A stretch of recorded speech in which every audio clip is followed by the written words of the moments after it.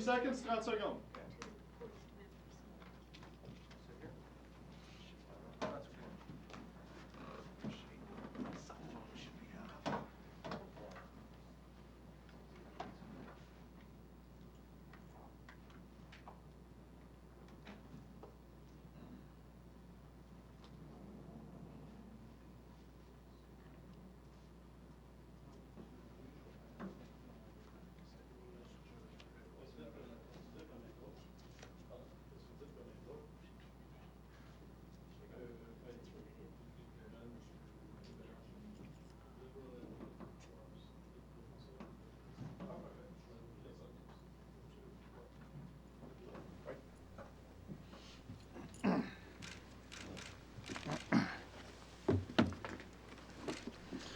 Donc, bonjour et bienvenue au Théâtre national de la presse.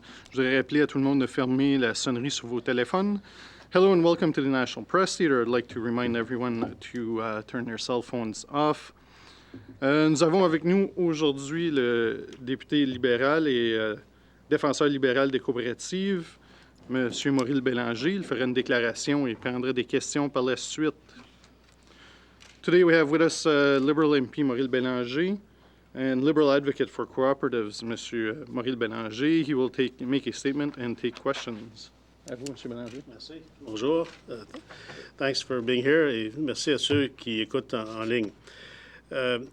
J'ai demandé aux gens d'être là pour pouvoir expliquer un peu ce qui se passe au niveau des coopératives de logement.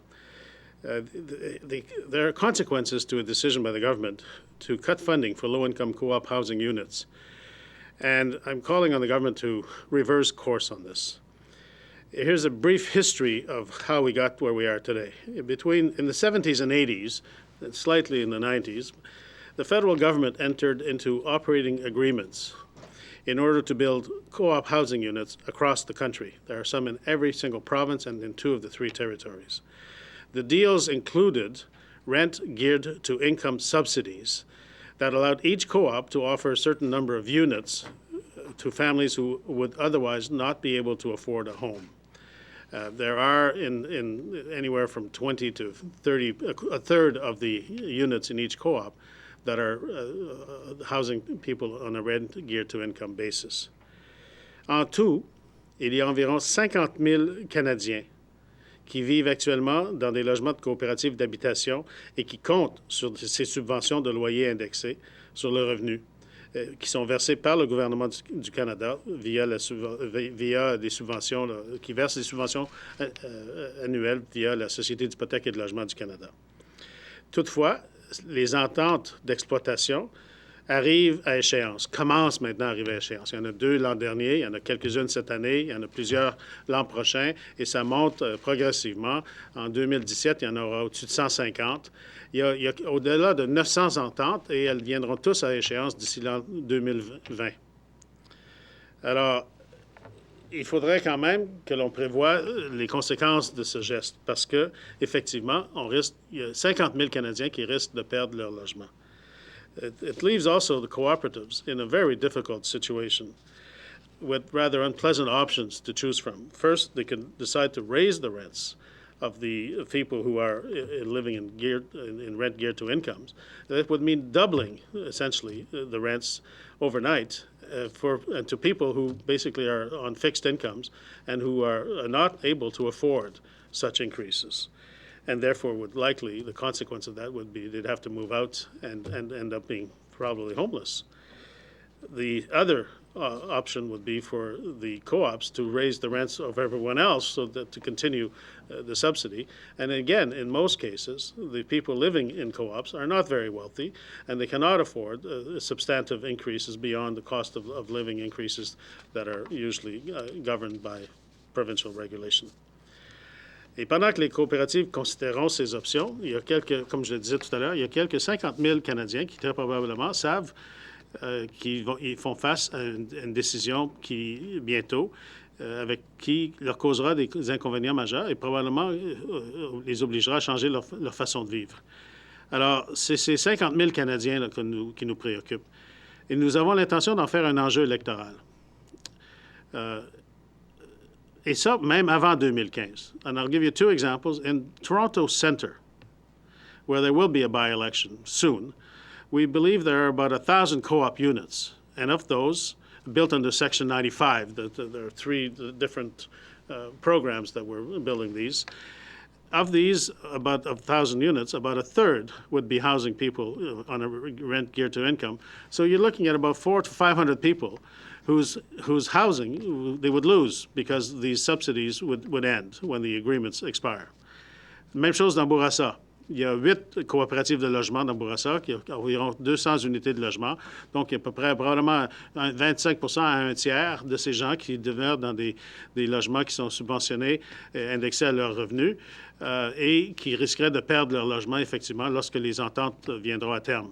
Alors, nous avons l'intention, comme je le disais, d'en faire un enjeu électoral. However, this is beyond partisanship because I've had discussions with colleagues from all parties, NDP, conservatives, and all of them tend to agree that this is a way, that this is a method of housing, co-op housing, that we should maintain, that we should continue, including the rent geared to income subsidies. Alors, nous allons voir à quel niveau nous allons pouvoir en faire un enjeu électoral, mais on espère que le gouvernement va changer d'avis. It's been done before.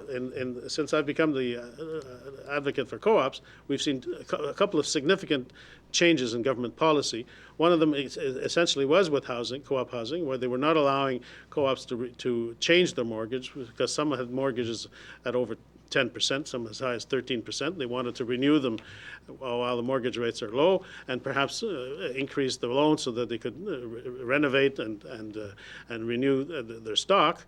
And yet CMHC would not allow that to happen. The government has changed its policy, and now such mortgages can be, under certain circumstances, can be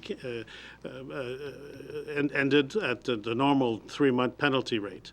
L'autre exemple qu'on a, c'est que le gouvernement a accepté finalement de transférer la responsabilité des coopératives au ministère de l'Industrie, alors que c'était auparavant au ministère de l'Agriculture. So there are examples of where the government has changed its policies, it's changed its mind, and we're hoping that it will also change its mind on this as members of all parties come to the realization that people living in their ridings in co-op housings will be losing the rent geared to income subsidy, and that's 50,000 people at least that we're looking at, and that's just on the co-op side. And if you expand that to all social housing, you're looking at least 200,000 people who are facing the same challenge in the next few years. And we have to deal with that, and I'm hoping that the government will be listening to certainly the Cooperative Housing Federation of Canada, but also to all of the other players, because FCM has started the campaign now. Au printemps, la Fédération des municipalités canadiennes s'est engagée dans cette lutte. The Co-op Housing Federation has written to the premiers, and they were hoping that this would be dealt with by the Council of the Federation. And the Liberal Party is also committed to making sure that this is an issue that gets dealt with over as soon as possible, so that these 50,000 people can stop worrying about where they're going to live. Merci. Y a-t-il des questions? Any questions?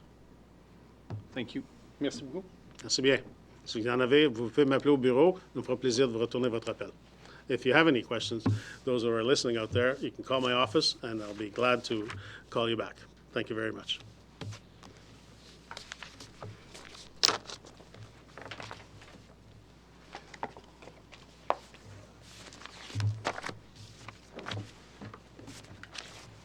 Merci. Merci beaucoup. Bonne journée.